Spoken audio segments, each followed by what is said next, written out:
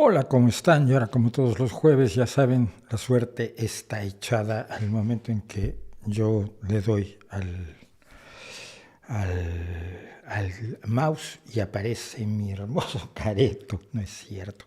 Aparece mi careto en sus pantallas. Muchísimas gracias a quienes nos están acompañando. Ya somos 54 personas que están aquí en el streaming semanal del Rey va Desnudo, que se llama En Vivo y con Todo, nombre que ha sido muy desafortunado, debo decir, porque mucha gente me pregunta qué es eso de EVCT, y yo es que porque no se llame también el Rey va Desnudo, porque muchos cosas se llaman el Rey va Desnudo, pues le ponemos en vivo y con todo, porque estamos en vivo y porque tratamos de dar con todo. Aquí no se le corren cortesías absolutamente a nadie que no se las merezca. Muchas gracias a Rosy María por su saludo desde California y su apoyo económico, que siempre se agradece enormemente. Como siempre, quiero pedirles que me sigan, que invitarlos a que me sigan. Estamos en Twitter, en @el nocturno, en Instagram como M-el nocturno, mi página web que sigue sin visitar a nadie, pasan semanas enteras y no hay una visita, mauricioschwarz.com, y el correo electrónico donde recibimos sus sugerencias, sus preguntas y sus regaños, que es rvdsqs@gmail.com, que son las siglas del Rey va Desnudo, cosas que sabemos. Y cosas que sabemos es ese canal que todavía no sé qué hacer con él. Es que tenemos un problema, les vuelvo a repetir. No me da la vida para todo lo que quiero hacer. Si pudiera dedicarme única y exclusivamente a hacer los vídeos, con todo gusto haría yo cosas que sabemos. Me parece que es un canal importante, pero no tengo materialmente tiempo de hacerlo. También voy a agradecer, aparte, que nos sigan quienes nos quieran apoyar en Patreon, en PayPal y en GoFundMe. Los enlaces están en la descripción. Y van a perdonar ustedes, pero a ratos van a oír esto. Esto se debe a que estoy usando un taburete de madera con tornillo en lugar de mi silla, que se me rompió ayer. Y se me rompió ayer mientras estaba yo grabando lo que me han pedido para el Centro de Cultura Contemporánea de Barcelona, que es van a hacer una exposición sobre máscaras, y ya que yo soy el biógrafo, entre comillas, oficial o extraoficial, pero el único biógrafo de Superbarrio, el luchador social mexicano enmascarado, y además soy mexicano, pues me pidieron que hablara sobre Superbarrio, sobre las máscaras de la lucha libre y sobre las máscaras en general en la cultura mexicana, y sobre las máscaras, más que máscaras que no lo son, los pasamontañas zapatistas, y en fin, que ayer grabé. Entonces ayer estaba, como ven aquí ahora, pero a 4K y con un fondo negro que tuve que sacar, para lo cual tuve que quitar las cortinas de allá, un fondo negro que además tuve que comprar, y en la mitad del asunto me inclino y se rompe la silla. O sea que de verdad, cuando digo esto no es broma. En fin, bueno. ¿Qué más hay? Ha habido dos cosas esta semana. Del streaming de la semana pasada, no era de la semana pasada, pero lo había yo dejado de unas semanas atrás, pero el otro día, ayer o antier, publiqué un segmento sobre la meditación. Y tengo enojadísimos a todos los que meditan, pero les voy a decir que es lo más curioso. Nadie me ofreció pruebas de que la meditación sea real. Nadie me ofreció pruebas de que yo pueda saber cuando alguien está meditando. Voy a quitar esto. Cuando alguien está meditando sin que me lo diga. Es decir, la única forma que tengo de saber si alguien está meditando es que me diga, estoy meditando. Entonces, esto se presta a cosas muy curiosas en los experimentos. Por ejemplo, yo hago un experimento en el que voy a demostrar que la meditación me baja la tensión y el ritmo cardíaco. Me relajo, y al relajarse uno le baja la tensión y el ritmo cardíaco habitualmente. Simplemente al dejar de tener actividad física y respirar hondo pasa esto. Pero si no baja todo lo que yo quiero, yo puedo decirle al experimentador, bueno, es que no estaba yo meditando lo suficientemente profundo, no logré entrar en el estado de la meditación porque, bueno, hoy vine de malas, ¿no? Entonces, si no se obtiene el resultado correcto, siempre puede uno decir que no estaba meditando o no estaba meditando como debía. Pero lo más curioso es esto. me escribieron docenas de personas que practican la meditación. Me explicaron lo que hacen y me dijeron que les funciona maravillosamente bien. ¿Y saben qué es lo más divertido? Ninguna de todas las personas que me han escrito, y lo pueden ver en el vídeo de meditación, ninguna hace lo mismo que las otras. Uno dice, meditar es poner la mente en blanco. Otro dice, meditar es pensar en una sola cosa. Otro dice, meditar es solamente relajarse. Meditar es no hacer nada. Meditar es concentrarse en el momento. Que eso es más común porque, como es la definición del mindfulness, que es ahora la meditación de moda, una vez que se murió el Maharishi Mahesh Yogi, que tenía de moda la meditación trascendental, esto después de que se murieron los que tenían la meditación yógica, etc. Entonces, todo el mundo le llama meditación a hacer cosas radicalmente diferentes. Tienes que estar en un lugar tranquilo y relajado y sentarte no puedes meditar acostado. Ah, ¿cómo no? Yo medito acostado. Y entonces el otro, yo medito cuando voy caminando por la calle. ¿Cómo vamos a poder estudiar la meditación? Si entre 50 personas que meditan tenemos 50 definiciones distintas de la meditación. Es que así no se puede avanzar en el tema. Y esto es aún más preocupante. A mí me preocupaba que se hicieran experimentos y que los experimentos fueran no del todo rigurosos científicamente, pero se presentaran como si fueran científicos. Por ejemplo, los que hace Ricard, el monje un monje budista que creo que también usa Rolex como el Dalai Lama, porque eso, obviamente, cuando tienes la posibilidad de comprarte un Rolex, la paz espiritual es mucho mayor que cuando no sabes si vas a llegar a fin de mes o si puedes pagar la colegiatura de los niños. Entonces, esto es la teoría del Rolex de la paz espiritual. Y entonces este señor Ricard tiene a unos neurocientíficos que son sus amigos y a los que él les ha enseñado a meditar, que son como sus cómplices, son miembros del mismo club. Y entonces estos neurocientíficos le hacen estudios y le ponen unos gorros con un montón de electrodos. Entonces dicen, oh, la meditación es maravillosa. Y un conflicto de intereses que si cualquier otro investigador tiene un conflicto de intereses como el que han demostrado los que estudian la meditación, cualquier comité ético, cualquier revista seria, los echa a patadas. Tú no puedes presentar estos resultados cuando tú estás directamente interesado, implicado en el asunto. Entonces, bueno, a ellos les da exactamente igual porque lo que buscan, y esto hay que aclararlo, no es que estén buscando demostrar científicamente que existe o que funciona o que tiene cierta utilidad la meditación, están buscando clientes para aprender meditación, clientes para los libros de meditación, clientes para las conferencias de meditación, clientes para los gurús de meditación, que puedes oír desde simple y sencillamente oír un podcast, ser público de un podcast donde te enseñan a meditar y el podcast, si se puede comercializar, ya gana dinero, hasta volverte adepto de uno de los gurús de la meditación. Así que las cosas son incluso peores que cuando me las planteé yo con el tema de los experimentos y las investigaciones y los estudios que supuestamente se han hecho respecto de la meditación, pues son muy poco fiables porque siguen siendo informes de la gente. Yo digo que estoy meditando y yo digo que no estoy meditando y a ver qué me dices tú. Joseph, muchísimas gracias por el apoyo económico. Bueno, entonces, el tema es que eso trajo muchos problemas. Y luego lo que publiqué ayer, que no pudimos estrenar el martes, pero estrenamos ayer, sobre Dios, la religión y la barbarie que han cometido los ateos. Y como siempre le echan la culpa al ateísmo, ¿no?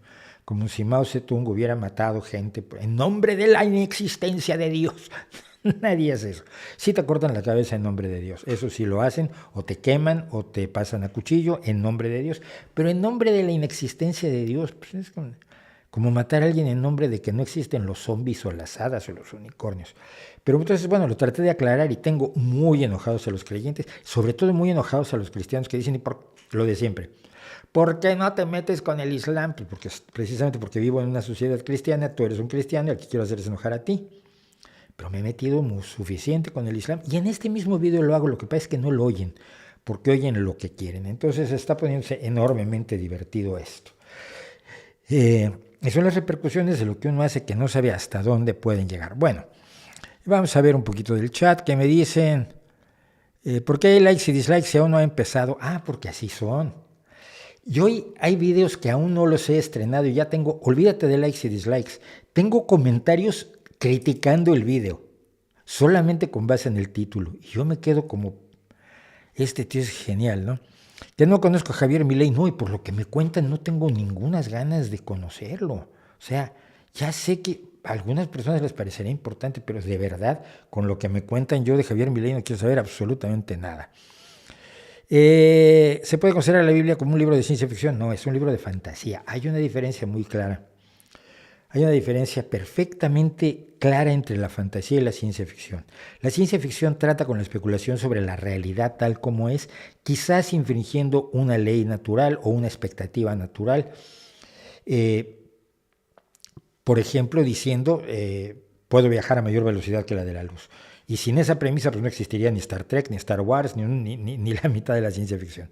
Entonces la ciencia ficción trata de asuntos relacionados con el conocimiento, con la ciencia. La Biblia no, la Biblia es una historia mitológica, fantástica, más parecida que a un libro de ciencia ficción, a la mitología griega, a la mitología romana, a la mitología vikinga, o nórdica en general, a la mitología de los babilonios, o la mitología de los egipcios, o la mitología de los distintos países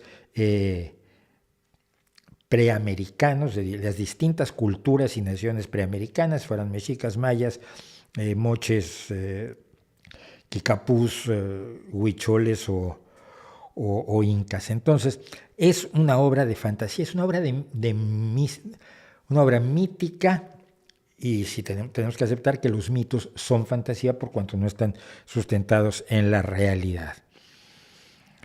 Comenta de la CELAC, por favor. No tengo. ¿Qué quieres que comente de la CELAC? Yo no puedo comentar así de la nada. Se ve muy diabólico hoy. ¿Por qué? ¿Por qué traigo esto rojo? Por favor. Ven, por eso uso de negro. Pues hoy me riñó alguien. ¿Por qué siempre se viste de negro? Yo, porque me gusta. Creo que me veo mejor, me veo más delgadito y me veo más guapo. Y si no, por las mismas razones por las que Johnny Cash escribió la canción El Hombre de Negro, que se las recomiendo enormemente.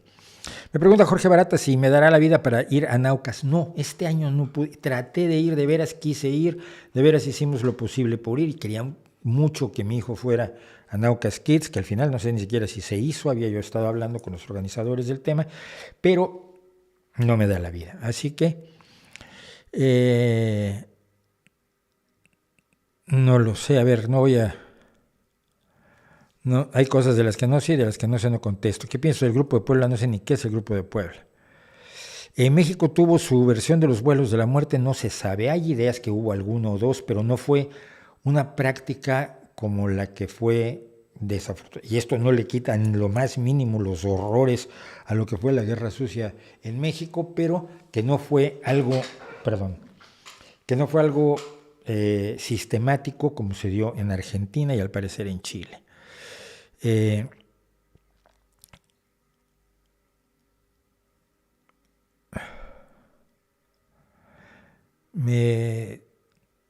No sé, hay gente que no sé ni de qué me habla, de verdad. ¿Consideras a Fox de los escasísimos panistas rescatables, ya que durante su gobierno realizó investigaciones e informes sobre la Guerra Sucia Mexicana y su postura? No, Fox no hizo nada. No hizo absolutamente nada. Fue como López Obrador no cumplió ninguna de sus promesas, pero se llenó la boca diciendo lo grandioso que era.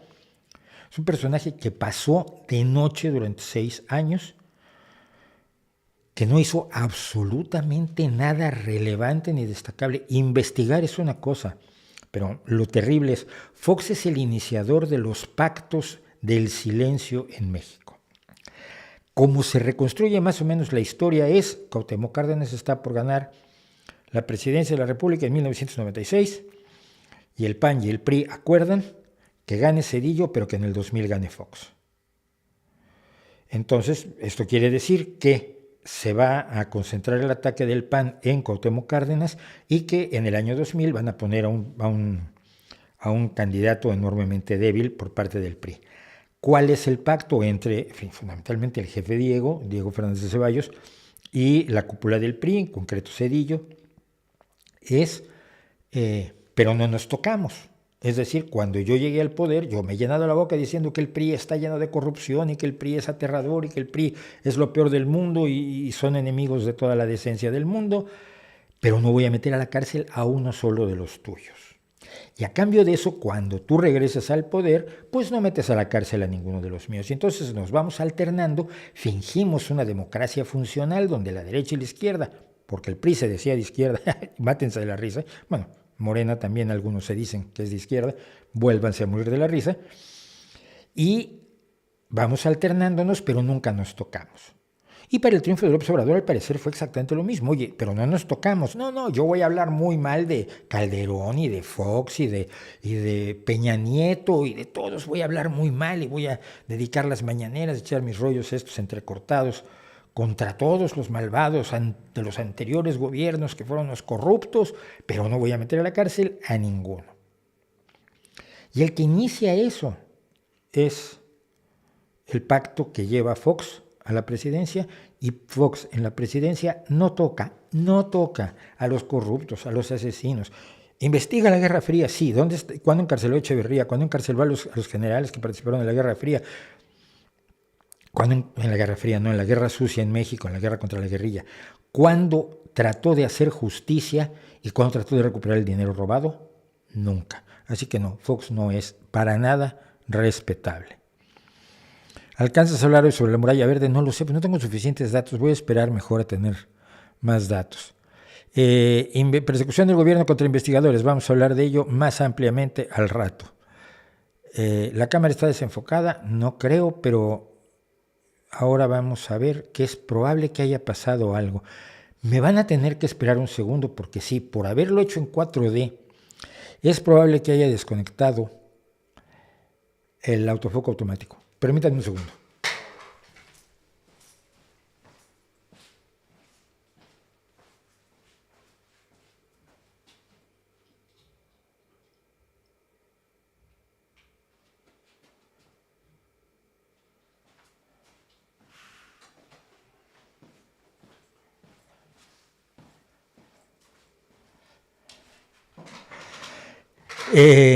Cristóbal Ojeda, te vamos a poner de apodo Ojo de Águila. Cristóbal Ojo de Águila. Efectivamente, como la cámara 4K, perdón por los ruidos, por el taburete de madera. La cámara en 4K, la que yo tengo al menos, su autofoco en 4K es aterradoramente malo. El autofoco en HD, que es como lo tenemos ahora, es excelente. Entonces le quité el autofoco y la enfoqué manualmente para lo que hice ayer para el Centro de Cultura Contemporánea de Barcelona y se me olvidó arreglarlo. Así que muchas gracias, Cristóbal Ojo de Águila. Una nueva silla, María del Rosario. Sí, se la pedí a Amazon, entonces estamos esperando que la manden.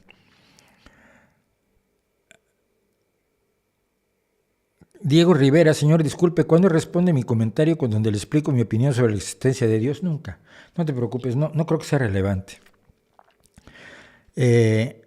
Benedicto XVI dijo que el ateísmo era el nazismo del alma. Si alguien sabe de nazis era él, que estuvo con las juventudes hitlerianas. No estoy seguro si estuvo con las juventudes hitlerianas, pero encontrarle el nazismo a quienes no lo fueron exactamente es muy peligroso. Miren, en la Alemania de los años 20 y principios de los 30, mucha gente pensó que los nazis tenían algo bueno que ofrecer. No sabían lo que iban a hacer, no sabían ni siquiera que iban a hacer la guerra, no sabían que iban a entrar en los mecanismos de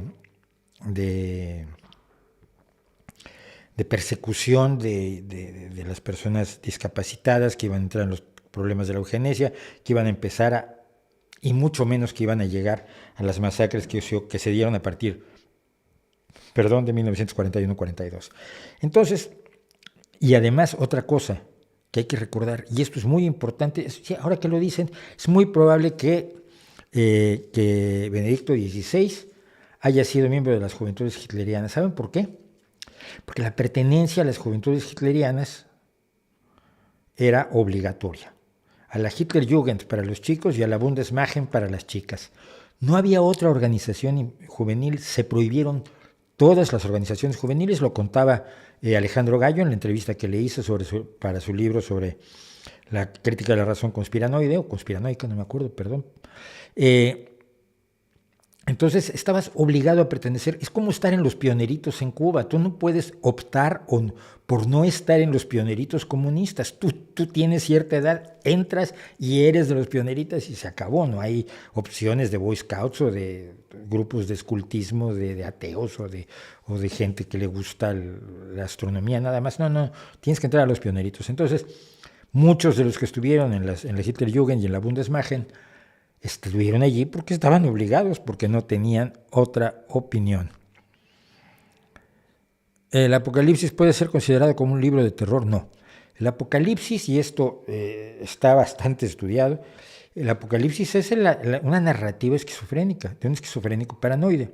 Y hay datos de que Juan, que es Juan Evangelista, y Juan, el del Apocalipsis, o libro de las revelaciones, no es Juan el Evangelista. Digo, no es Juan el apóstol, sino es un Juan posterior. Evidentemente es un Juan griego, es Juan de Patmos, de la isla de Patmos. Y hay historias de que Juan acabó caminando por las calles de Patmos hablando con amiguitos invisibles, o que venía hablando con el amiguito y le robaron al amiguito y él no se dio cuenta y siguió hablando. Como quiera que sea, las narraciones del libro de las revelaciones son narraciones que se corresponden al tipo de alucinaciones que tiene un esquizofrénico paranoide, donde la lógica retorcida se encaja a fuerzas y demás. Es un libro aterrador, efectivamente, pero creo que es más que un libro de terror, es un libro de psicopatología.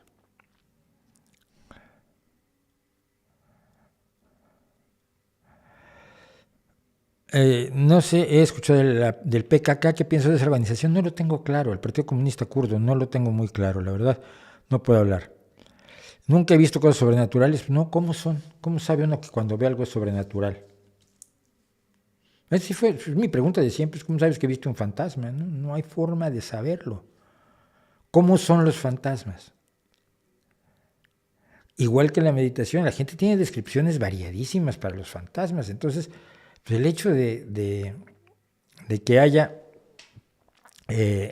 una cosas sobrenaturales, pues depende de que creas en ellas o no. Si no crees en ellas, nunca las ves. No sé quién sea San Pío Pietrechina, así que aunque fuera un buen día para desmontarlo, la respuesta es no puedo. Haz vídeo con el youtuber Esquizofrenia Natural. No hago, hasta ahora no he hecho vídeos con otros youtubers. Si me busca, bueno, veríamos. En un streaming se refirió a David Grohl como un farsante. Nunca. Al contrario, Dave Grohl es de los tíos que mejor me caen. El tipo me parece espectacular, simpático, agradable, buena persona. De lo más agradable que hay en el rock. Porque el rock está también lleno de gente muy desagradable, ¿no? Pero Dave Grohl, no, es un pan. Es un absoluto pan. ¿Me considero socialista fabiano? No, eso es muy antiguo, ¿no? Yo creo que las visiones fabianas corresponden al siglo XIX. Creo que la visión socialdemócrata está muy por delante. Bueno, vamos a dejarlo más o menos por aquí. Creo que ya llegué.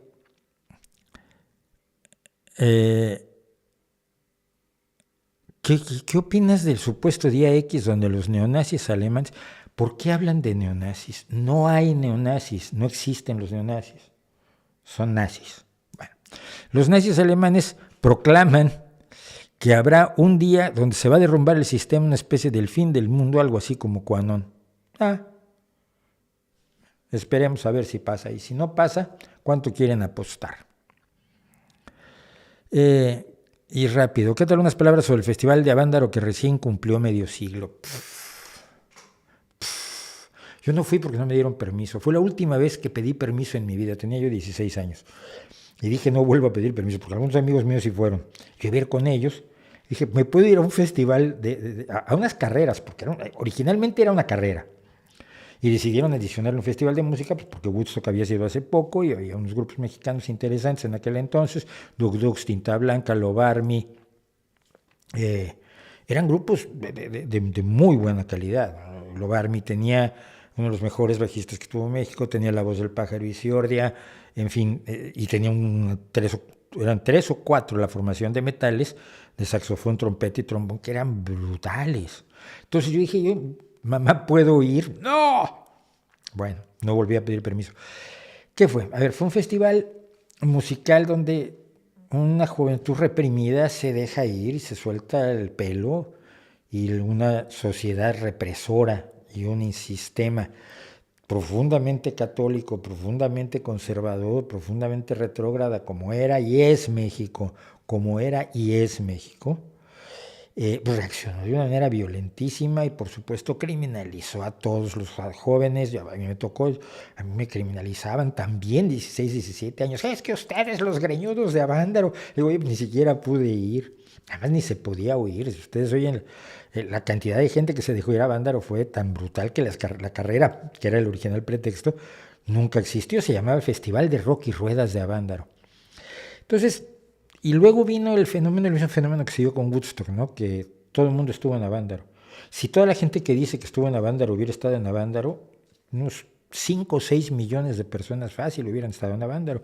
Y no fueron varios miles y fue relevante, pero nada del otro mundo. Pero sirvió, fue uno de los elementos que sirvió para la criminalización del rock, para que el rock se refugiara en los hoyos funkis, para impedir que en México hubiera un movimiento de rock realmente razonable y desarrollado, cuando teníamos, y insisto, esas grandes bandas. Toncho Pilatos era otra, y seguramente me estoy olvidando de varias bandas que hicieron un rock muy decente en aquella época, como siempre con el problema de las letras, que volveremos a hablar del problema de las letras en el rock mexicano y en español en general, todas las veces que quieran.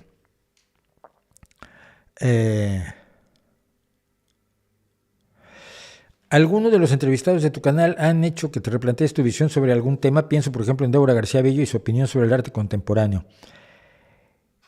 No. A ver, me permitió entender mejor algunas cosas del arte contemporáneo, de una parte del arte contemporáneo, que permite valorar ciertas cosas que antes tal vez no valoraba.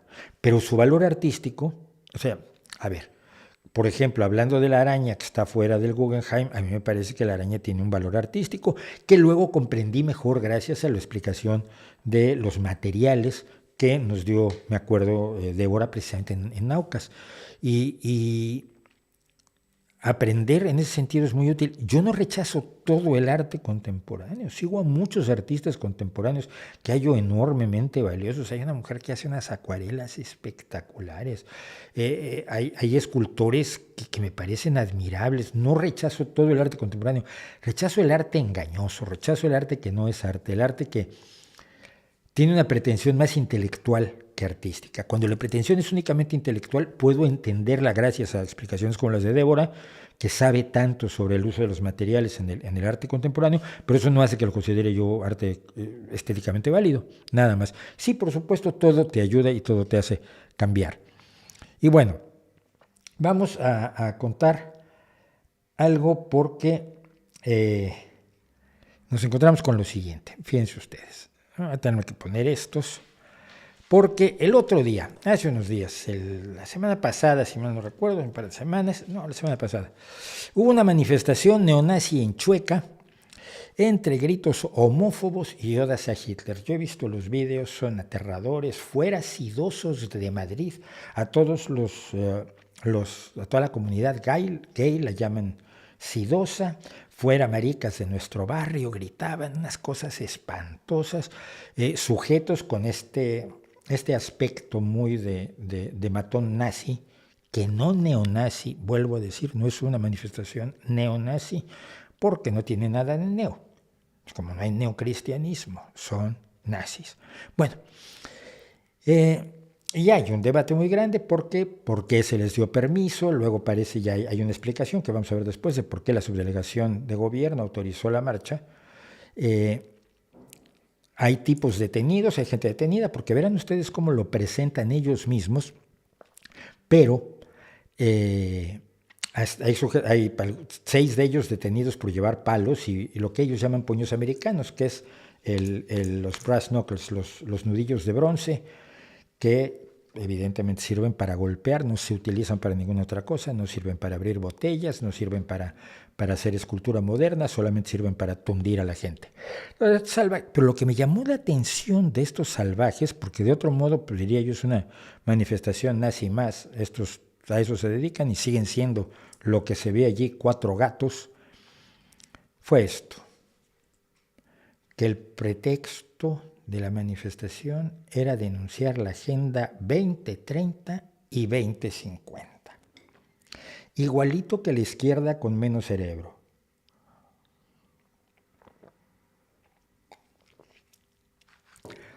La Agenda 2030 ya sabemos lo que es. Son 17 puntos para el desarrollo sostenible que votaron 190 países en la ONU y que se están tratando de implementar en todos los países de acuerdo al compromiso de cada uno de los países. La Agenda 2050 en realidad no existe. La Agenda 2050, lo que llaman Agenda 2050, es una serie de 50 propósitos del gobierno español para 2050 que van alineados en parte con los objetivos sostenibles de la Agenda 2030, pero que están centrados evidentemente en la sostenibilidad en España. ¿Cuál es el problema con la Agenda 2050? ¿Qué discusión tienen con los puntos clave, con los 50 elementos que componen la agenda? No lo dicen. Lo fundamental es que, como lo plantea un gobierno socialista, que ellos, para que suene mejor, lo llaman socialcomunista, que no ha habido una gota de comunismo en ningún gobierno socialdemócrata en España, pero suena mejor, ¿no? Suena así como, asústense, ahí viene el comunismo. Entonces, van en contra de la Agenda 2030 y 2050. Y cuando se le comentó esto, el dirigente del partido nazi Vox, dijo él, no, esto es un truco de los socialistas. Muy inteligente. Sin embargo, eso no cuela. ¿Qué tenemos preparado para el sábado? Porque tenéis una concentración. Eso no cuela porque quienes invitaron a esto fueron gente de Vox. Gente de Vox como la de este programa que vamos a escuchar ahora, es un programa que se llama Protegidos, se supone que se dedica a la seguridad ciudadana, pero cuidado, se dedica a la seguridad ciudadana porque la inseguridad, ¿quién la da? ¡Hombre! La dan los homosexuales, la dan el colectivo LGTB, la dan los intersexuales, la dan los inmigrantes, la da toda la gente mala, la dan los rojos malvados, esos son los culpables. Entonces, pues lo que tenemos es esto, en Radio Intereconomía, que pertenece a un sujeto de la derecha española llamado Julio Ariza, que es parte de Vox y que ha sido candidato por Vox, presentaron esto para invitar a la gente a la manifestación.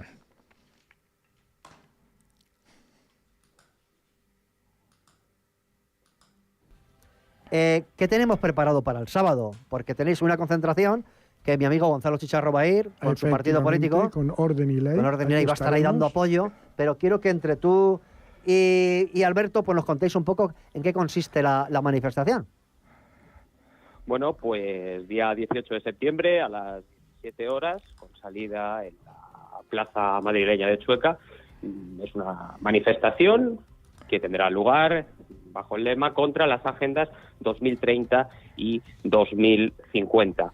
Esta manifestación es convocada a través de una federación de reciente creación en Madrid, llamada Madrid Seguro, que engloba a un conjunto de asociaciones vecinales de distintos distritos y municipios de la Comunidad de Madrid, nazis ante la sublevación de gobierno. Punto de acción común la recuperación de la identidad de nuestros barrios, distritos y municipios ante una problemática que es común y que está afectándola en todas nuestras calles, que tiene como consecuencia, obviamente, y en eso sí que podemos confluir porque estamos todos de acuerdo, esa imposición globalista desde altas instancias.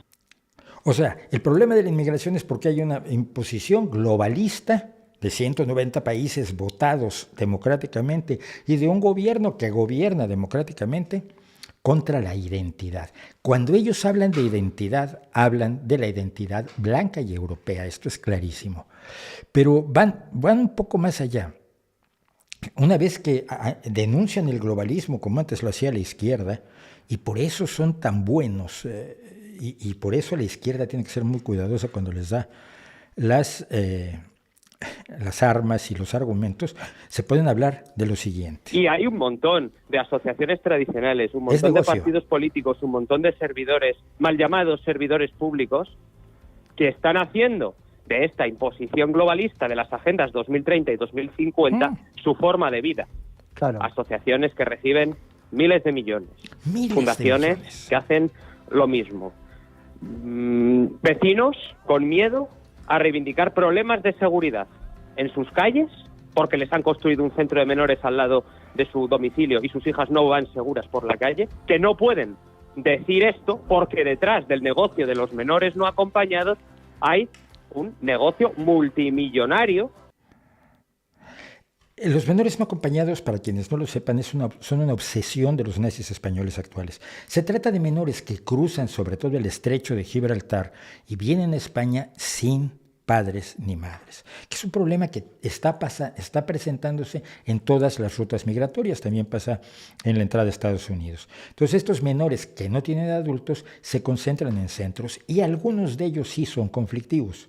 Pero en vez de resolverlo, lo único que proponen estos personajes es echarlos a todos del país, y para que se les eche del país, lo que se hace es criminalizarlos y a señalarlos como si todos fueran criminales, brutales, violadores, asesinos y ladrones que tienen aterrorizadas a las comunidades en las que se están.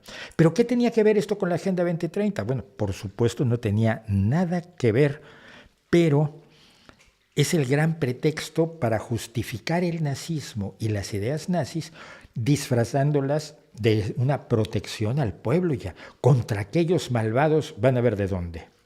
Pues nada, que les esperamos a las 5 de la tarde a la salida del Metro Chueca, en la misma plaza, y que hay que salir en contra de la Agenda 2030 y 2050, porque tú mira quién está detrás de ellos. Club Bilderberg, el Foro de Davos y demás, que son un gran fraude, porque lo que quieren hacer estos gobiernos en la sombra es secuestrar la libertad de todos los ciudadanos. Y lo Así hacen. que os esperamos a todos allí. Fíjate cómo lo hacen, que cuando estuvimos confinados, todos los confinamientos fueron ilegales.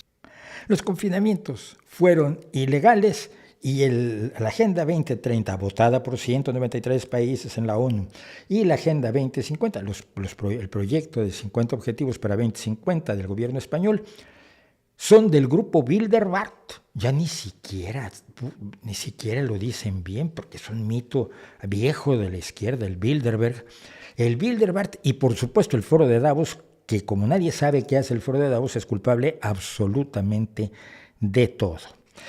Miren, la derecha tiene palabras clave y las está usando con enorme efectividad. Cuando habla de valores, habla de luchar en contra del progreso. Cuando habla de tradiciones, habla de las tradiciones europeas pre-revolución francesa, pre-1789. Cuando habla de familia quiere decir homofobia, quiere decir rechazo a la diversidad, quiere decir rechazo a la posibilidad del matrimonio igualitario, de la adopción por homosexuales, de todo aquello que no se ajuste a los esquemas católicos. Identidad es la identidad europea, por supuesto, porque estos pobres siguen creyendo que Europa tiene una identidad étnico-racial, que cualquier revisión de lo que sabemos sobre el ADN de los europeos, si tú haces una revisión de los estudios que ya se han hecho, la diversidad genética étnica en Europa es aterradora, es enorme. No hay nada que nos identifique o que identifique a los europeos. Pero cuando dicen Europa quieren decir en contra de todos los demás, porque es el tipo de nacionalismo excluyente. Cuando dicen españoles quieren decir fuera los otros, los inmigrantes, los homosexuales, etcétera, etcétera. Nuestro es aquello que debemos mantener solo para nosotros, pero que no debemos compartir con ellos. Esto es la idea del aislacionismo, del nativismo, que defendió precisamente Donald Trump. Es decir, primero los españoles, primero los estadounidenses, primero nosotros y luego ya los demás. Y es lo que hizo el Brexit. Primero los británicos y echamos fuera a todos los inmigrantes, a todos esos europeos que han entrado porque hay libre tránsito. Entonces ya los echaron a todos y ahora no tienen enfermeras, no tienen choferes de autobús, no tienen dependientes, no tienen médicos, no tienen ingenieros, no tienen trabajadores de la construcción, y la economía británica está empezando a pasar por problemas gravísimos de desabasto causado porque se fueron todas esas personas que ellos no querían. Y siempre que dicen inmigración ilegal, están hablando sobre todo de inmigración. siempre agregarle lo de ilegal permite darle cierta legitimidad. La inmigración ilegal es un problema y es un problema que los países y los grupos, las organizaciones multinacionales como la ONU o la Unión Europea no han sabido abordar. Incluso el último discurso de Ursula von der Leyen, que era admirable en muchos casos, habla de, bueno, es que no podemos aceptar la inmigración ilegal, pero sí tenemos que aceptar la inmigración legal y a los refugiados, lo cual es un paso adelante muy importante para una Europa abierta a los refugiados, porque los refugiados tampoco los quieren estos personajes, por supuesto. Un inmigrante no les gusta, así venga perseguido por la guerra, así venga de Afganistán por haber estado apoyando a las fuerzas españolas que participaron en la guerra de Afganistán, no los quieren, que se vayan a otro lado, muchas gracias por la ayuda, pero en mi casa no te quiero. Entonces, el usar el concepto de ilegales es una forma simple y sencillamente de rechazar todo tipo de inmigración. Pero, Agenda 2030. A lo largo, desde que yo hablé de la Agenda 2030, y lo hice de manera muy sarcástica, lo sé, y voy a tener que volver a pasar por lo que es la Agenda 2030 y porque es importantísima para el futuro de nuestro planeta. Desde entonces he recibido un montón de comentarios hablando de que la Agenda 2030 le están imponiendo el capitalismo internacional, George Soros, los malditos comunistas, los ateos, la Iglesia Católica. A la gente le da exactamente igual lo que es. Lo encuentran que tiene que ser un producto de algo malo y no necesitan y no piden y no aceptan una explicación de qué es. Porque si tiene que ver con el grupo Bilderberg o con Soros ya es malo.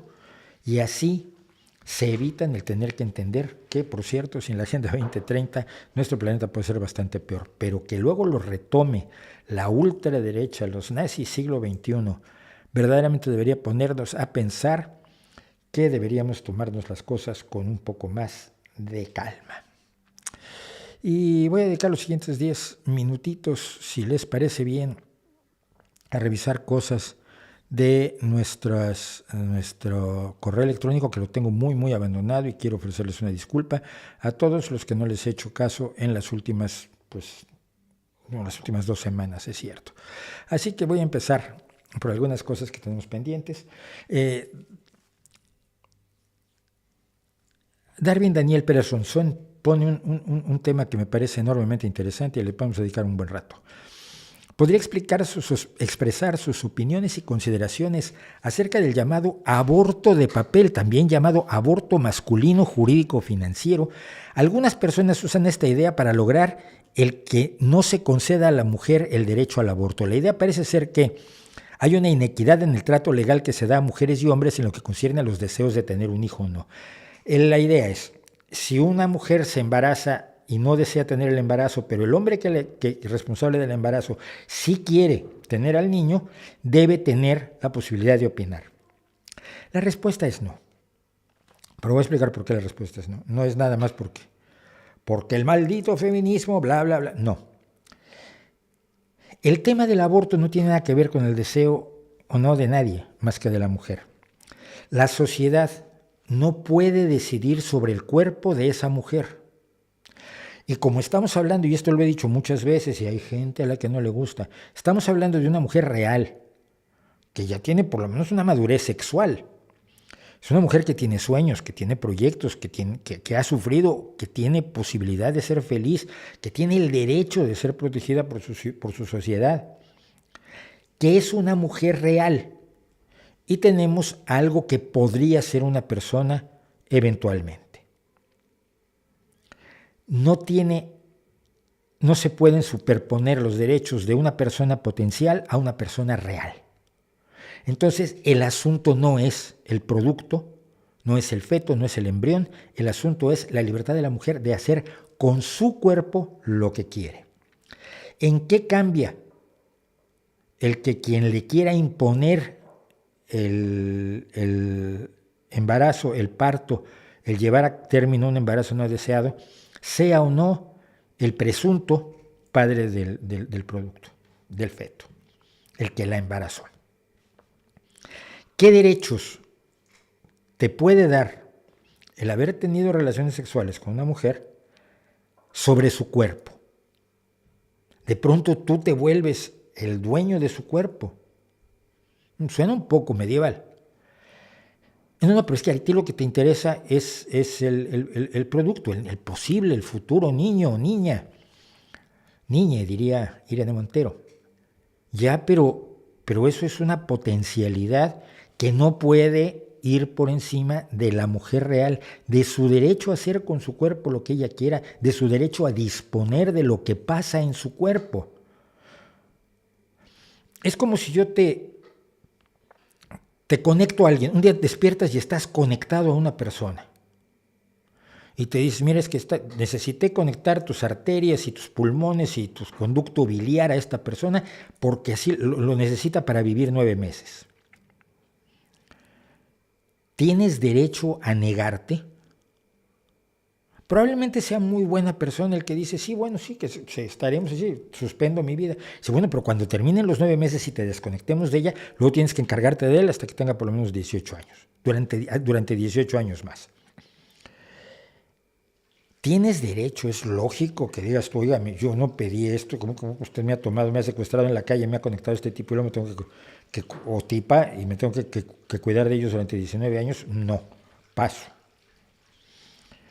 Salvo que quieras ver el aborto como un castigo, es decir, como si la mujer tuviera la culpa y por lo tanto merece el castigo del embarazo, el parto y la crianza de los niños por descocada, que es precisamente el tipo de tontería que piensa la Iglesia Católica, no le puedes imponer ninguna decisión sobre su cuerpo mientras el feto no sea viable. Seas o no el presunto padre, seas el padre de la chica, seas el sacerdote de la chica, seas el diputado de la chica, seas el vecino de la chica. Tienes que otorgarle toda la autonomía sobre su cuerpo que te otorgarías a ti mismo si tú te embarazaras. Ese es el verdadero embarazo de papel. Un día te tomas unas copichuelas, te diviertes mucho, tú, hombre, aclaro, hombre, te tomas unas copas, te la pasas bien con tus amigos, acabas en la cama con una chica que te gusta mucho y al día siguiente ya ella se va y 6, 8 semanas después descubres que estás embarazado. ¿Qué harías? Ese es el verdadero embarazo masculino que debería servirte para analizar. Es que yo no quiero, es que yo estoy estudiando una carrera, es que yo quiero correr la maratón, es que yo soy muy joven, es que yo no estoy psicológicamente preparado, es que yo no quiero tener hijos, es que yo me planteo las cosas distintas, es que yo no quiero. Si nos embarazáramos los hombres, el aborto no sería un problema. Y eso no es un embarazo masculino, eso es un capricho no solo de decidir con el pretexto del feto no nacido, del feto no viable, siempre hay que aclararlo, siendo viable empieza a ser una persona, empieza a tener derechos, por controlar el cuerpo de una mujer y controlarlo con el derecho que te da el haber estado con ella, quizás solamente durante un ratito. No me parece que sea muy convincente.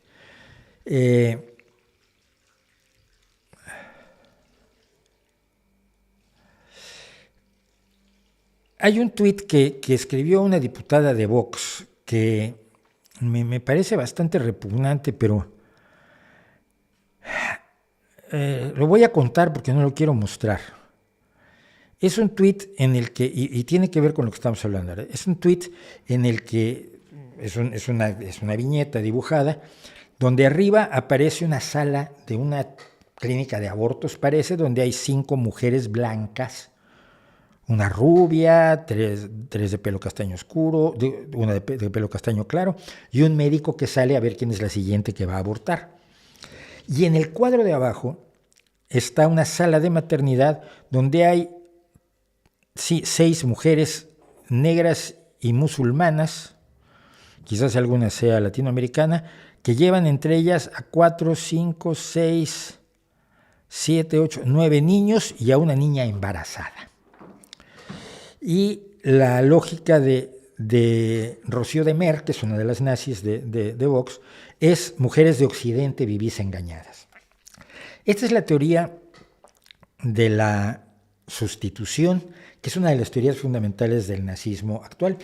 Esto lo ejemplificaron claramente los nazis de Charlottesville al principio del gobierno de Donald Trump, cuando hubo una manifestación nazi en Charlottesville, Carolina del Norte, no me acuerdo dónde es Charlottesville, perdón.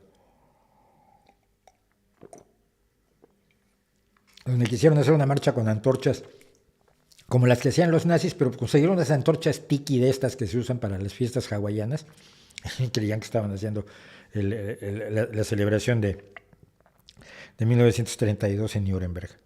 Y uno de los gritos que decían eran: los judíos no nos reemplazarán. La idea es, la creencia de estas personas es: vienen tantos inmigrantes de color despreciable y se reproducen con tanta intensidad que acabarán siendo más que nosotros.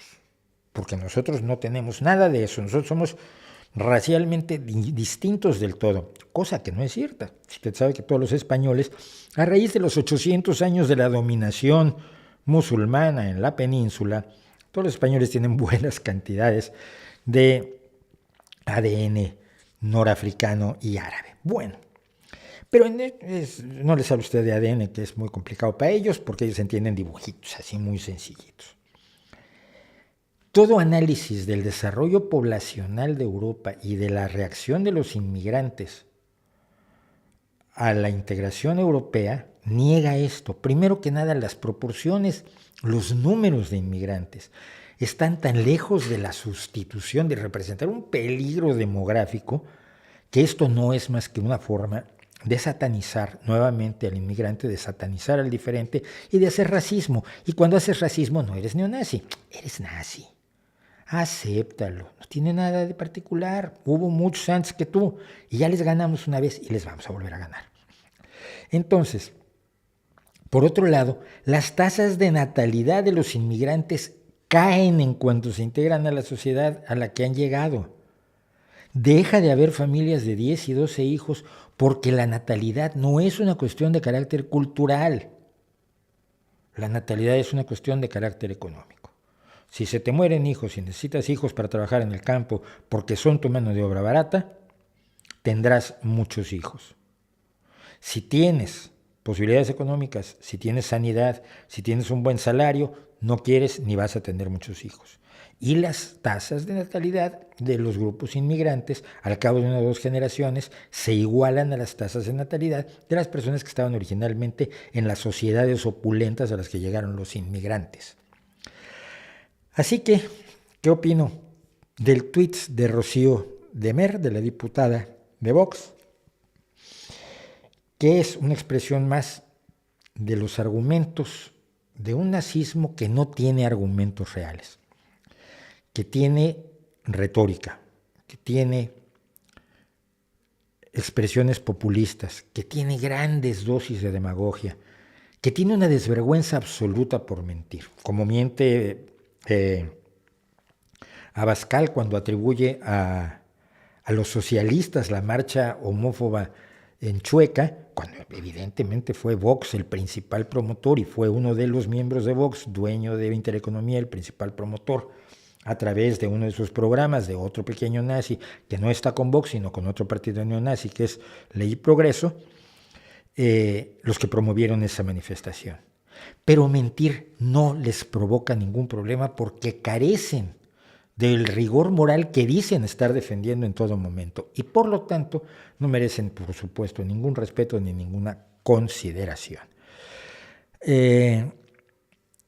Y hay dos cuestiones más del correo que vamos a comentar. Cuando regresemos, porque nos vamos a tomar nuestros 2 minutos o 3 de rigor. Siempre digo 5 y nunca nos tomamos 5, ya lo sé. Pero, bueno, así es esto. Vamos a tomarnos unos minutos, vamos a descansar un segundo, vamos a llenar la taza de Coca-Cola, como lo hago siempre, y regresamos en unos cuantos momentos. Si encuentro el cuadro de Volvemos.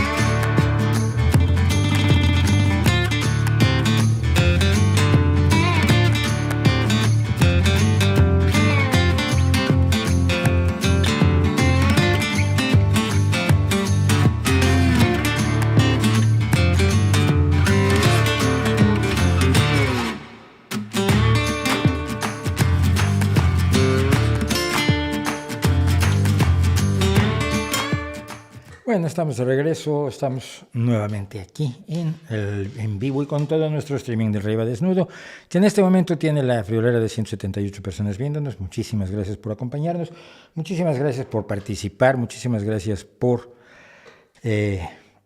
favor, suscríbanse. Por cierto, muchísimas gracias por suscribirse, muchísimas gracias por darle me gusta a los vídeos que les gusten, claro, no a todos, porque sería pedirles que fueran deshonestos, no se trata de eso, pero hombre, si están viendo el canal, será que algo les gusta, nunca, no se les olvide ponerle me gusta, suscribirse y enterarse de las cosas que van saliendo en el canal, que vienen cosas interesantes, vienen entrevistas no entrevistas, siempre que hago entrevistas la gente se enoja, porque yo no hago entrevistas, hago conversaciones. Yo converso con gente a que me interesa mucho. Entonces me dicen, es que interrumpes constantemente, es que hablas tú casi tanto como el entrevistado. Y pues que no es una entrevista. Estoy hablando con alguien a quien le tengo primero que nada respeto, y es una persona de cuyo tema tengo cierta información que también puedo compartir o sobre la cual puedo preguntar o participar. Entonces, no son entrevistas, yo no hago entrevistas, hago conversaciones. Y voy a hacer conversaciones con gente que me parece muy relevante, por ejemplo, sobre el tema de la ganadería, que es ahora la nueva bestia negra de Greenpeace, que siempre anda buscando enemigos, y algunas cosas sobre la electricidad en España, sobre cómo se fijan los precios de la electricidad en Europa, que es delirante, y por qué el Partido Popular está exagerando en cosas que en realidad no afectan a la ciudadanía, que es muy raro. Y finalmente sobre el caso de Cuba, que mucha gente quiere que hable más de Cuba. Pero bueno, que algo rápido. Lucas Guya, ¿considera que quienes promueven medicina alternativa lo hacen por maldad o por ignorancia? Depende quién. Pamies, por ejemplo, lo hace porque es un miserable. Sabe que miente y miente. Otros lo hacen con toda la honestidad del mundo y desde la más absoluta ignorancia y desde la más absoluta buena fe, lo cual no lo hace mejor, pero por lo menos les quita la probabilidad, la responsabilidad moral que sin embargo deberían rescatar. ¿Qué tan probable es que en Venezuela o en Cuba se haga un plebiscito como el que se hizo en Chile en los 80s? Difícil. Es difícil por una razón. El plebiscito que se hace en Chile en los 80s es porque se lo exigen a Pinochet los que lo mantienen. Principalmente Estados Unidos. El plebiscito es una exigencia de Estados Unidos en el proceso de retirada al final de la Guerra Fría, el proceso de retirada de Estados Unidos de los asuntos latinoamericanos y del historial que tienen, al que muchas personas acuden hoy en día sin darse cuenta que el último golpe de Estado que provocó Estados Unidos fue hace como 40 años. Y que las intervenciones descaradas económicas, políticas, militares, sociales que tuvo Estados Unidos durante la Guerra Fría, primero por motivos políticos, por la propia Guerra Fría, y segundo, para beneficiar a las empresas estadounidenses que hacían la extracción de bienes de primera necesidad, fuera la fruta de United Fruit, fuera el cobre, fuera el salitre, fuera cualquier recurso natural y el petróleo, por supuesto. Olvidar que ahora Estados Unidos no está haciendo eso, y no lo está haciendo no porque sean mejores personas o mejores políticos, sino porque no lo necesitan hacer. Si no, cualquier imperio va y lo hace, como China está aprovechándose. China ya no va sobre el carbón o sobre el níquel o sobre el zinc o sobre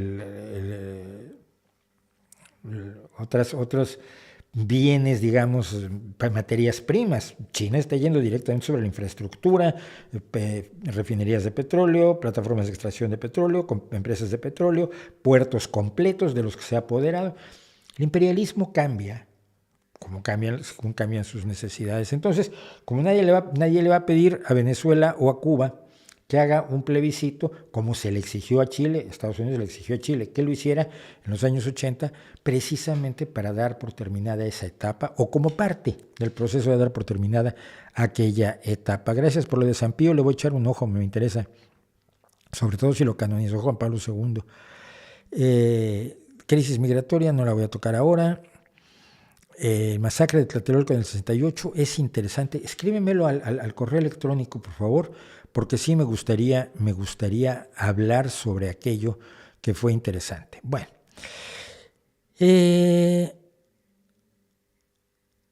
¿Por qué no hay personas diciendo que los que se infiltraron en los metieron al Capitolio eran infiltrados de Black Lives Matter? Porque no les importa mentir. Nuevamente, a los nazis les da igual mentir. Ahora están llamando presos políticos a personas que estuvieron entre los que asesinaron a 5 policías en el proceso, en la insurrección. Entonces, les da igual. No tiene ningún empacho en mentir, en hablar de lo que sea, de una manera que a ti se te caería la cara de vergüenza, que uno al mentir así, dice uno, mira para abajo y dice, uy, no me estoy pasando, ¿no? ¿Cuándo hace un video en vivo para debatir el pensamiento de un ateo y un creyente? Nunca. Nunca, porque eso no es asunto de debate. Los debates son pequeños espectáculos que se forman para el gusto de los fans de los dos lados. No sirven para resolver cuestiones. La insistencia que tiene mucha gente en que yo tenga ciertos debates es porque o bien quieren promover lo que yo digo, que se agradece mucho, o bien quieren ponerme como víctima propiciatoria de la persona a la que quieren exaltar y quieren demostrar que me va a pasar por encima dialécticamente porque tiene mejor retórica o habla más bonito o tiene mayor experiencia en cuanto a hablar y quedar bien y son más guapos y son más simpáticos, qué sé yo. Es que eso constantemente me dicen con Gloria Álvarez. A Gloria Álvarez ya le dije una vez, debatimos, yo tampoco.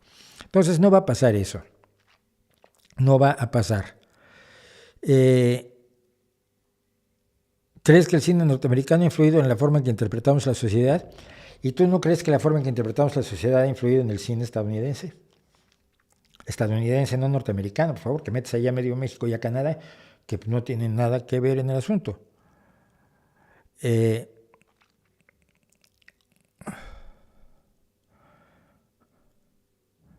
¿Qué opinas de las últimas obras de piano y cuartetos de cuerda de Beethoven?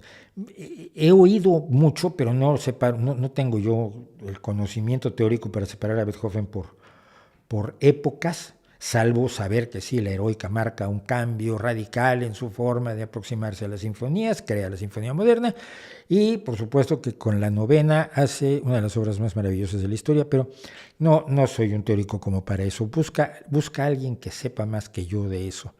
Y ya he recomendado a buenos teóricos musicales.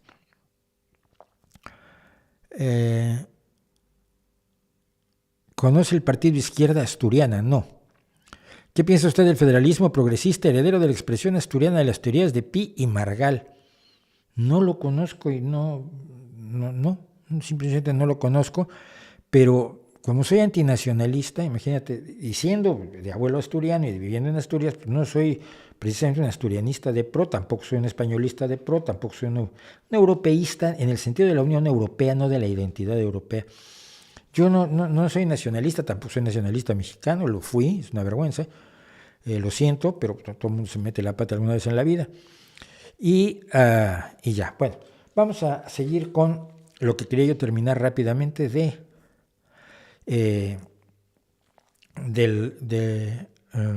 correo electrónico. Me dice Vlad Mort que vio un vídeo de alguien golpeando a una persona abiertamente nazi. Algunos dijeron que solo les daba carta blanca para ser violentos de regreso y otros que estaba justificada la violencia contra quienes tienen discurso de odio. ¿Qué opina? Yo opino que no. Sé que está, y además sobre todo en los sectores que siempre han favorecido de la violencia dentro de la izquierda, los sectores de la izquierda revolucionaria, los sectores de la izquierda de la lucha armada, consideran legítimo zumbarle a un nazi por el solo hecho de ser nazi. Yo creo que por un lado esto ajusta y acota los niveles del diálogo. El diálogo se va a realizar a hostias y por lo tanto el que va a ganar es el más fuerte o el más miserable o el más marrullero o el más tramposo. Y ahí acaban ganando siempre los nazis. No me parece que la respuesta a la violencia sea la violencia. La violencia es necesaria en algunas ocasiones porque si alguien me viene a pegar, que no espere encontrar un cristiano que le ponga la otra mejilla, que va a encontrar es alguien que le trata de hacer que se coma los dientes. Esto es evidente. Pero más allá de la violencia defensiva, no se puede legitimar la forma de hacer las cosas del nazismo. Por despreciable que sea un nazi, para mí la forma de demolerlos es aquella foto de aquella chica centroasiática, no me acuerdo si indostana, pakistaní, de dónde era, con una chamarra cazadora vaquera, mirando con infinito desprecio a un nazi de 1.5 metros de alto que le está gritando y se le ríe en la cara, y te das cuenta que ella es moralmente superior y que nunca va a poderla derrotar el retaco nazi ese lleno de tatuajes repugnantes. Ganar así es como hay que ganar.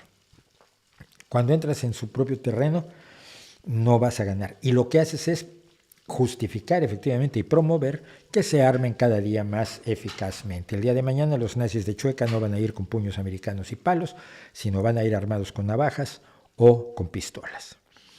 Y Dubán Fernández me dice, como nos has comentado, creciste en una familia muy católica, ¿cómo pudiste leer a Bertrand Russell? ¿Cómo te enteraste de su existencia? No tengo idea, ni me acuerdo, fue como a los 13 años y fue por leer algún fragmento probablemente en algún libro prestado, porque lo siguiente que hice fue leerme la antología de Bertrand Russell de la editorial Siglo XXI de México. Es una antología muy bien hecha sobre un panorama amplio del pensamiento de Bertrand Russell. Sigue siendo uno de los libros que más regalé yo a lo largo de mi vida. Y dice, ¿cómo pueden formarse un criterio respecto a cualquier arte sin caer en el elitismo, pero tampoco en la condescendencia? Lo pregunto porque hay doctores en Bellas Artes que dicen que Van Gogh era un mal pintor. Yo no conozco a ningún doctor en Bellas Artes que lo diga. Conozco un youtuber que lo dice y que es evidentemente mucho peor pintor que Van Gogh. Críticos literarios de renombre internacional que dicen que Stephen King y George Martin son basura. Y como yo he dicho, mientras no se le dé el Nobel de Literatura primero a Borges y ahora a Stephen King o a George Martin, pues me parece que no tiene mucho sentido el propio Nobel de Literatura. Músicos de academia que dicen que el reggaetón tiene valor musical. Sí, conozco uno, de hecho, por desgracia, un músico, un teórico musical de los que he recomendado aquí, que dice que el rap y el hip hop y el reggaetón son música. Bueno, ¿cómo puede uno formarse un criterio respecto a cualquier arte? Oyendo mucho y formándote los criterios después de oír mucho. Yo creo, o de ver mucho, ¿no? Es decir, si tú recorres la historia del arte y ves pinturas desde las primeras pinturas rupestres hasta lo último que se está haciendo, es muy fácil que tengas una media y digas, es que hay ciertas expresiones que tienen un valor artístico, que tienen un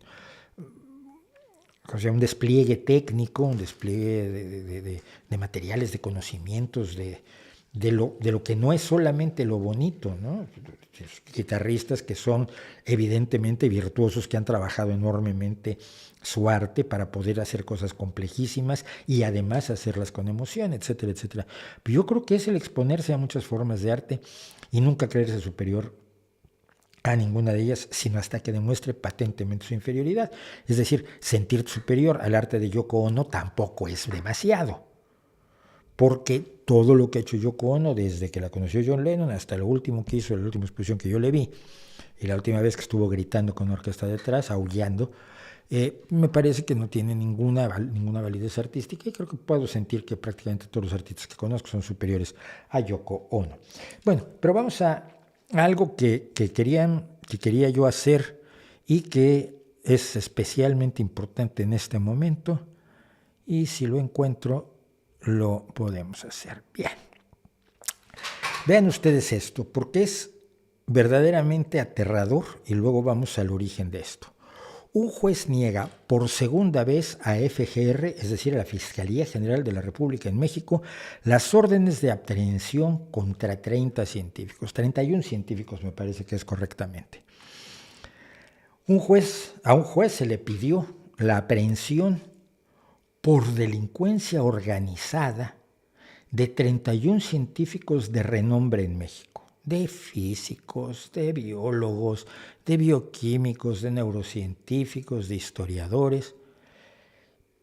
Y es la segunda vez que se pide. En agosto se pidió que se les arrestara y el juez dijo que no había bases.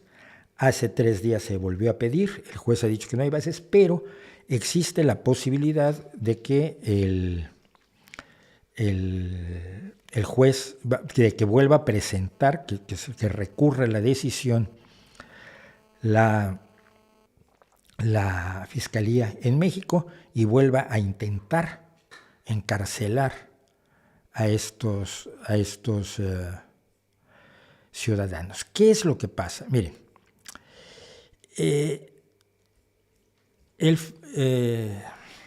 en México se le entregó la dirección de la ciencia, el Consejo Nacional de Ciencia y Tecnología, a un personaje llamado María Elena Álvarez Bulla Roses. María Elena Álvarez Bulla es una persona conocida como renegada de la ciencia, como enemiga de los transgénicos, como persona capaz de mentir abiertamente sin ningún empacho. Es alguien que creó una organización supuestamente de científicos comprometidos con la sociedad para hablar de la guerra nuclear y de este tipo de cosas, y que de pronto dedicó esta organización a la lucha en contra de la biotecnología. Y entonces muchos científicos que yo conozco, gente que es amiga mía, le escribió: oye, Elena, yo en esto no entro, yo no estoy de acuerdo con esto, yo me dedico a la biotecnología, por favor, sácame de tu lista de miembros de científicos comprometidos con la sociedad. Y ella no lo hizo. La Unión de Científicos Comprometidos con la Sociedad sigue llevándolos en sus listas porque le conviene para aparentar que tiene una representatividad de la cual carece a la hora de hablar en contra de los transgénicos. Cuando se le va a entregar, cuando López Obrador anuncia en 2018 ya que le va a entregar la ciencia en México a Elena Álvarez Bulla, yo y muchos otros saltamos, dijimos: esto no puede ser, esta mujer es un peligro, realmente un peligro para la ciencia, porque además detesta a todos los que no están de acuerdo con ella y es capaz de acciones enormemente atrabiliarias y de abuso de autoridad, cosa que se sabe siguiendo simple y sencillamente su decurso por la historia en México. Tiene más de 20, 30 años trabajando en la ciencia, es bióloga, se dedica a la genética de plantas, pero es de los biólogos, es de los científicos a los que les da igual la ciencia cuando lo que les importa es su ideología. Bueno, entonces intentamos por todos los medios llegar a López Obrador, decirle que no podía nombrar a esta persona por tales y cuales razones. Yo hice un vídeo, voy a enlazar en la descripción los vídeos cuando decían, por ejemplo, cuando Álvarez Bulla fue a hablar con los zapatistas a decirles que el maíz había perdido, el maíz transgénico no tenía alma como si la tenía el nuestro. Y era un maíz que no tenía nutrientes y que tenía menos nutrientes, cosa que es totalmente falsa. O sea, no es una persona honesta quien es capaz de mentirle. ¿Quién es capaz de mentirle a campesinos que se podrían beneficiar con la biotecnología? Hicimos todos los esfuerzos posibles. Una petición firmada por más de 2,000 académicos, profesores, alumnos, divulgadores de la ciencia, investigadores, y muchos que no quisieron firmar por miedo a Álvarez Bulla y que me lo dijeron a mí. Por supuesto, yo traté de llegar a Álvarez Bulla, ya lo he contado, y gente del entorno de López Obrador me bloqueó. Y además me lo han dicho, no quería yo que pasara esto.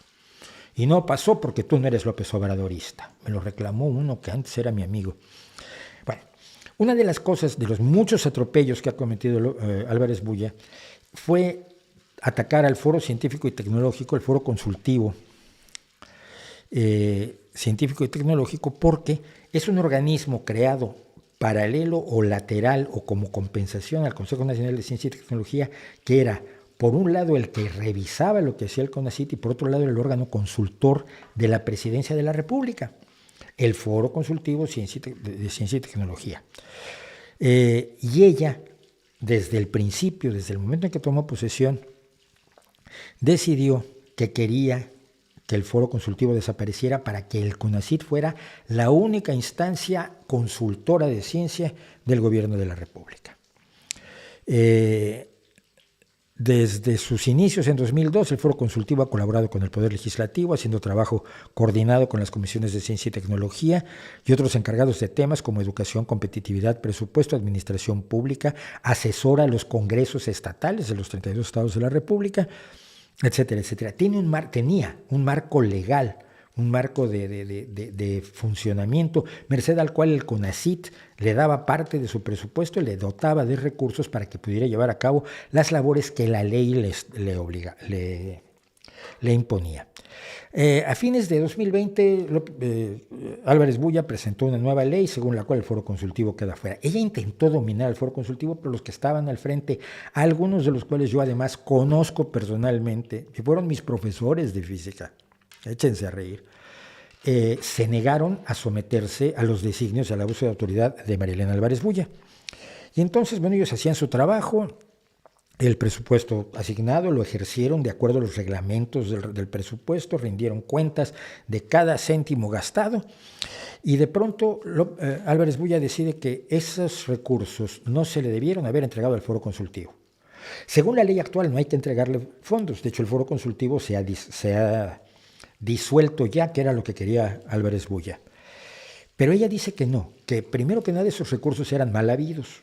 No eran mal habidos porque la ley decía que el CONACYT los entregara y el CONACYT los entregó de acuerdo a las exigencias de ley y ellos ejercieron el presupuesto de acuerdo a la ley. Y además que como son recursos mal habidos hay delincuencia organizada. Y para esto echa mano del fiscal general de la República, un fiscal al que además le acaba de dar la calidad de investigador número 1 del Sistema Nacional de Investigadores. Y el fiscal parece que en agradecimiento acusa de delincuencia organizada a 31 científicos de primer nivel de México. Y se intenta perjudicar personalmente a los científicos. Ya no es solo deshacer un foro consultivo que tenía una función legal y que funcionó de acuerdo a la ley, sino atacar directamente a las personas que no se han